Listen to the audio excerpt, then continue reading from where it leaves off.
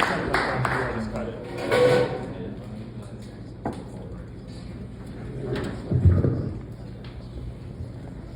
right, thank you guys for coming out tonight. Do buy some stuff, tip the people, and we'll keep this going with a little bit of some medium dick energy, because that's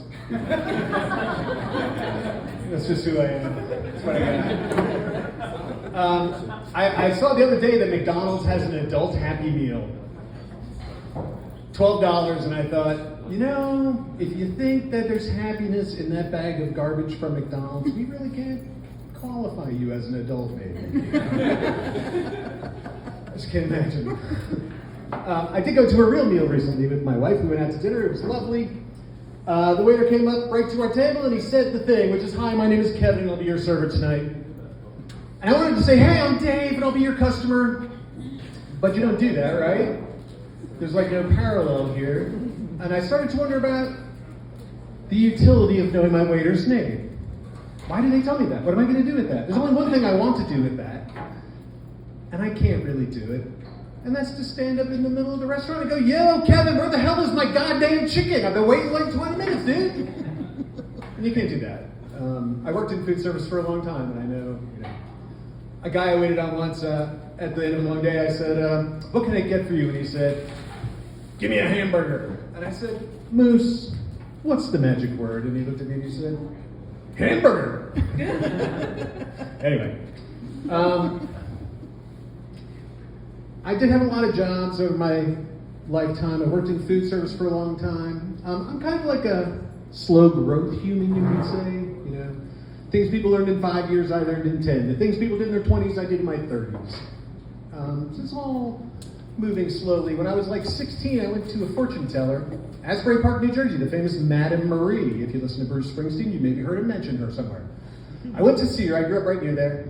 Paid my $5 to go see Madame Marie, and I go into the little shack there on the boardwalk. You gotta peel back the curtains and everything, get inside, and it's like this little old lady, and she's wearing a turban and a muumuu, and she's like doused herself in 7-Eleven perfume, and she's smoking like a roll-up that is some kind of weird mix of like Chinese newspapers and apple cores and dog turds, and there's Madame Marie, and she looked at me up and down. She looks at my hand, and then she does a couple of cards with the tarot, and then she blows a big waft of dog shit smoke in my face. And then she does the tarot again, and then she gives me another blast of smoke, and she says, "You will do nothing until you are 40. Now leave." No shit, that really happened. And I was like, how did she know what a lazy fucking bastard I am? I mean, like, where does it say that here, But off I went with that kind of hanging over my head. About a year later, I asked my dad, I was probably 17, I said, "Dad, how old do you have to be to retire anyway?" As he was going off to his millionth day of work and just scowled at me. And like 2 weeks later, I got a phone call from the Naval Recruitment Center asking me to come on down for my appointment. And I was like, what the hell? Naval Recruitment Center? And my mother's like, "Your father's a little worried about you, and he made a call." And I was like, "Okay, I'll go." And then my mother was like, "What are you going to say?" I said, "Oh, I'm telling him the truth." And she's like, "Why are you going to start now? You start telling the truth now." I did go, and I went down there, and they're like, "Why do you want to join the Navy?" And I said, "I don't know, I smoked pot every day. Every day is sophomore year of high school, we didn't miss a day. I smoked pot every day. I've taken acid probably a couple dozen times, and I have sex with a lot of women, and I got a gay friend who wants to give me a blowjob. And what do you guys have for that over there at the Navy?" And they were like, "Why are you here?" I said, "To make my mother happy." And the guy, no kidding, at the Navy said, at the recruitment center, he said, "We get that a lot." So anyway, that was my naval career right there. For my next birthday, my 18th birthday, my father gave me an empty suitcase. Which we all laughed at, like, that's fucking funny, right? And then we all laughed, my whole family laughed, and then my dad was like, yeah, no kidding, really, yeah. Start putting your shit in the bag, boy.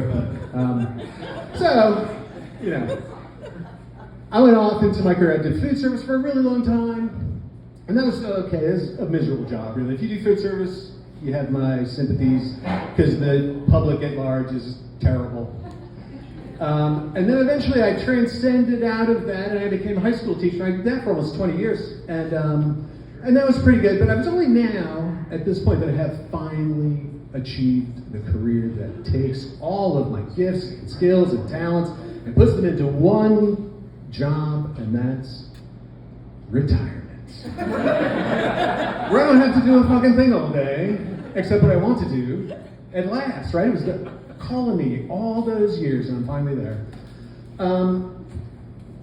There's retirement jealousy is a real thing. There's people who are envious that I'm a little young to be retired.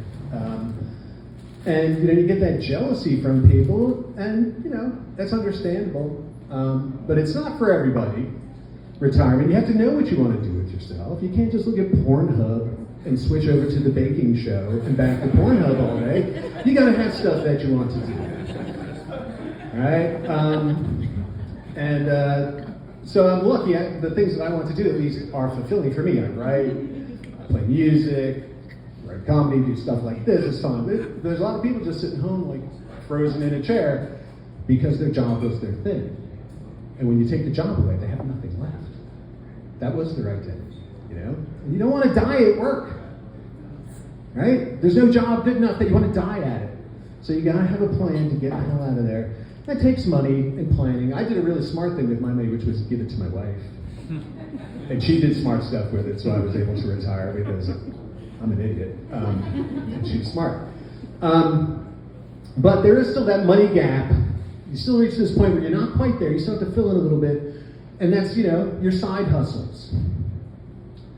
And my side hustle really is writing, and all I get is rejection letters. I had my 11th rejection letter for the same story recently. And they all said the same thing. They're just, we love this story, and we're no way in hell we're going to publish it. So I have to turn to my other side hustles, my other things, and try to monetize them. Right now, I'm working on erotic crochet. Yeah. I got that going. And my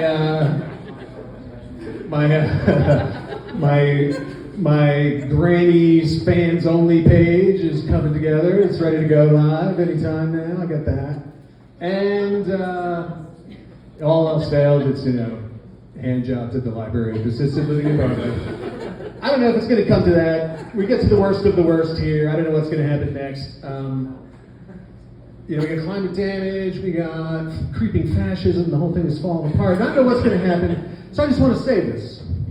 If it comes to the worst, I'm not saying we should eat the wealthy.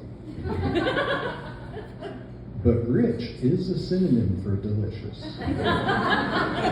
Y'all chew on that a little bit. I've stayed too long. Thank you guys. I'm Dave Scott. Keep the bartenders, keep it up.